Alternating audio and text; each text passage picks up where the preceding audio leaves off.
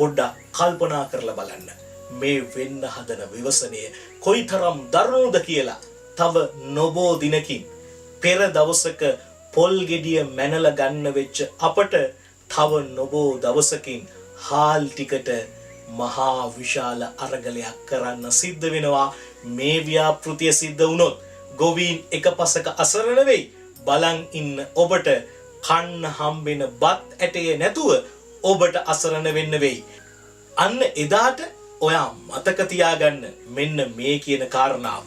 අද ඔයා නිශ්ශබ්ද උනේ ඒ ප්‍රශ්නය බලපාන්නේ ඉංගිනිමිටිය ගම්මානයට විතරක් නිසා.